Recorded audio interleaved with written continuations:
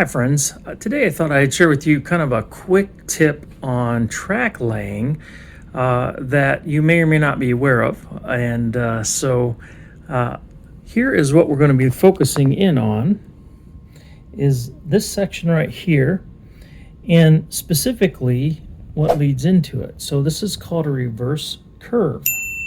Now what I had done in preparation for this little change in my track plan was to take a piece of curvature that I had, traditional curve, and actually lengthen it out. I hadn't yet received the large radius that I was waiting for, and so I did my best using a piece of large radius I had to kind of straighten this curve out.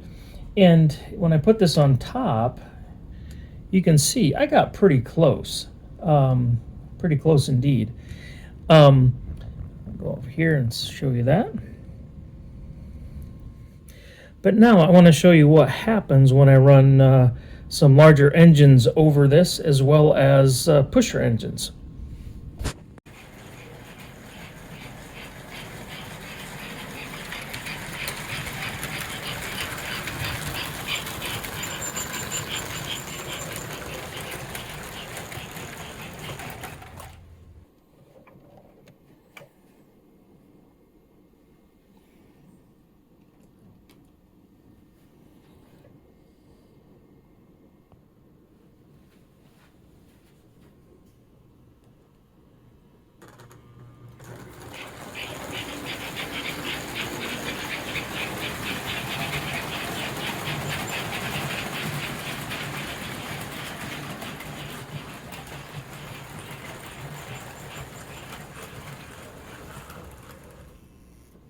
Now, in both cases, you noticed that first a long rigid frame engine, the Northern, which is the longest wheelbase that Flyer made, had trouble negotiating this reverse curve.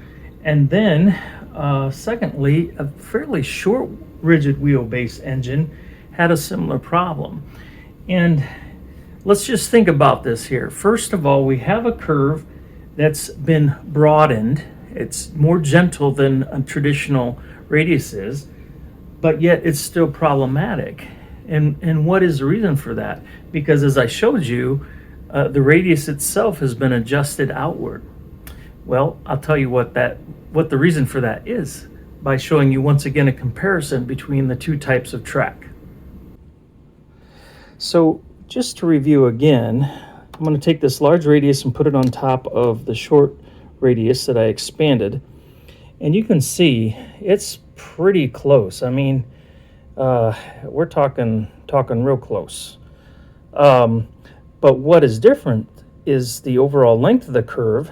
Traditional curves stop here around the 9-inch, 10-inch mark, but these longer radius curves come out here. So what this means is you have somewhat of an easement into the curve, into the radius, that is missing from the piece that I made. So what I'm going to do next is I'm going to take this section out.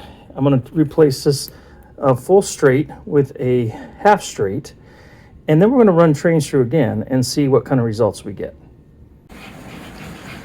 All right, so I just changed out this track. Let's see what happens with our large Northern here. Looks like it goes right through there. And now let's see what happens with our pusher here on the end.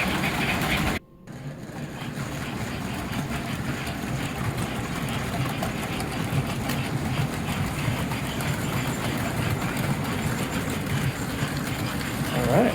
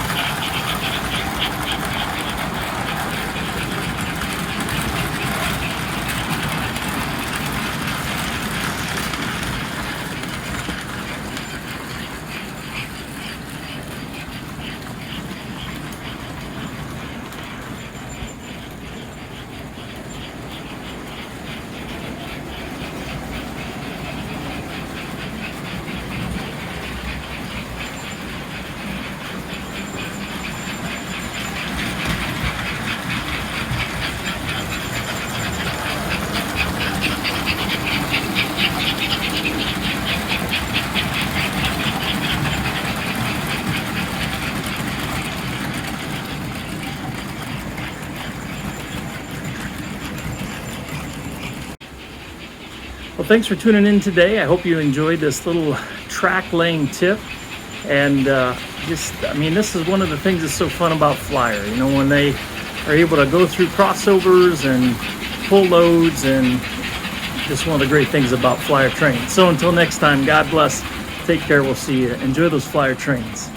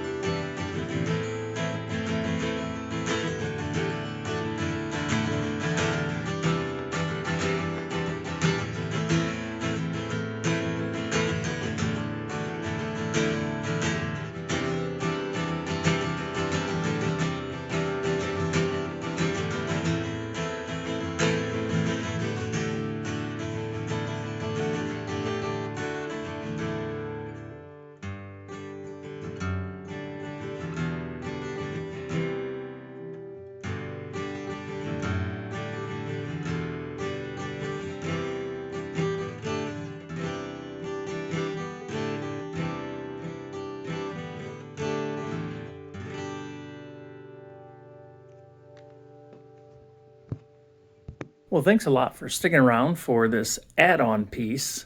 Couple things. The first thing I wanted to just mention that the video you've just seen is kind of a extended or extenuating circumstance. With the reverse curves that I've got here, I've been able to successfully run any American Flyer engine through them for quite a while, pulling smaller, less extensive loads without issue. It's been a pretty flawless operation. So if you have a track design, or you're considering a track design where you've got some sort of a reverse curve or S-curve kind of idea in there, and you're using traditional rail, please don't be scared off because of what you've seen today. I kind of intentionally loaded the scenario because I wanted to demonstrate, first of all, what was going on in this particular circumstance, but I also like to run longer trains. And if you're going to run longer trains, there's potentially going to be issues. So, I'm running a train here that's got 3 engines involved. It's 20 cars in length, and I've got some mild grades to contend with. So there's some different factors that cause some strain on this particular train set that has accentuated the curve issue. So I just wanted to clarify that.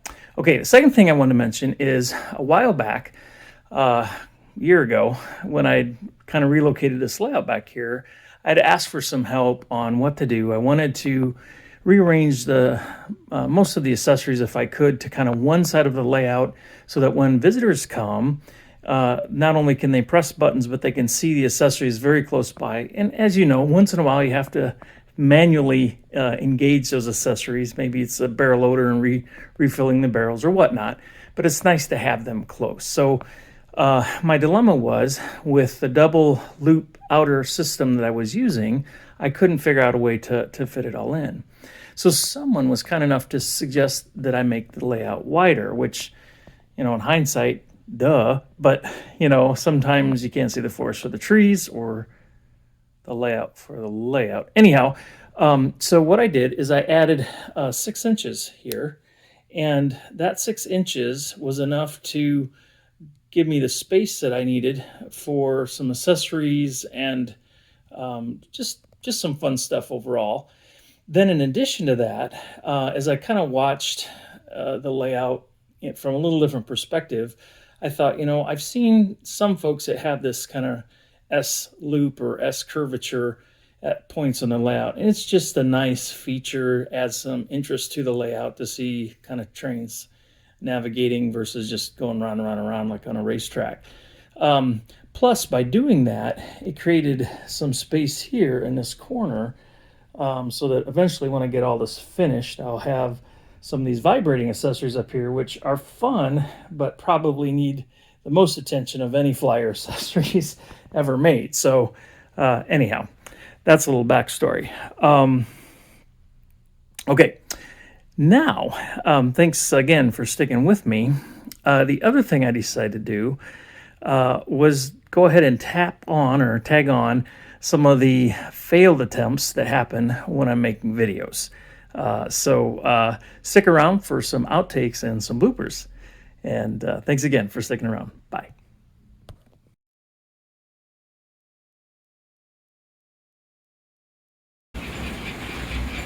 Well, guys, I don't know about you, but I think that's pretty cool, right? Long trains, making it through the crossover, making it through the reverse curve, all without coming apart like that.